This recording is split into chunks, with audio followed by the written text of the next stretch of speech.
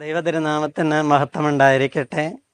അനുഗ്രഹിക്കപ്പെട്ട പ്രിയ ദൈവമക്കളെ, അനുഗ്രഹീതമായ ക്രിസ്മസ് ധ്യാന ചിന്തകളുടെ 8ാമത്തെ ദിവസത്തിലേക്ക് എല്ലാവരെയും സ്വാഗതം ചെയ്യുന്നു.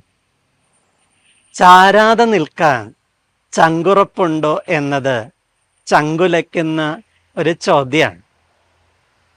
ഒന്നിലും ചാരാതെ, ഒരുത്തനിലും ചാരാതെ ഒറ്റയ്ക്ക് നിൽക്കാനായിട്ട് സാധിക്കുമോ എന്നുള്ളത്. പലപ്പോഴും പലരുടെയും ജീവിതം ആവശ്യമൊന്നുമില്ലെങ്കിലും ആരിലെങ്കിലുമൊക്കെ ചാരി നിൽക്കുന്നത് നമ്മൾ കാണാറ്. ജീവിതത്തിൽ ഒന്നിലും ആശ്രയിക്കാതെ നമുക്ക് നിൽക്കാൻ പറ്റില്ല. പക്ഷേ ഒന്നാന്തരമായ കാര്യങ്ങളിൽ ആശ്രയിക്കാൻ പറ്റുമ്പോൾ വേണ്ടാത്തിടത്തൊന്നും ചാരേണ്ടെന്ന, വേണ്ടാത്തവരോടൊക്കെ ചേരേണ്ടുന്ന ഗതികേട് കാണില്ല.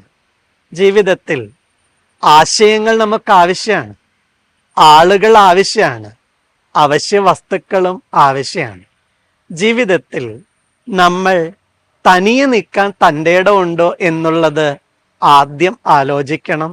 ഒപ്പം നമ്മൾ എന്തിലാണ് ചാരി നിൽക്കുന്നത്, എന്തിനോടാണ് ചേർന്ന് നിൽക്കുന്നത് എന്നുകൂടെ ആത്മശോധന നടത്തണം.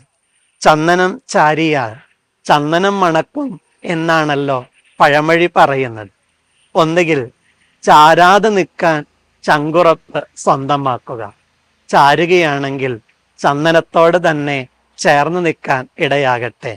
ഈ ക്രിസ്മസ് കാലം നമ്മുടെ ജീവിതത്തെ കുറെ കൂടെ ദൈവത്തോട് ചേർന്ന് നിൽക്കുവാൻ, ദൈവികമായ സൗരഭ്യം അനുഭവിച്ച് ജീവിതത്തെ ആസ്വദിക്കുവാൻ തക്കവണ്ണം സഹായകരമായി തീരട്ടെ എന്ന് സ്നേഹത്തോടെ ഓർമ്മപ്പെടുത്തുന്നു.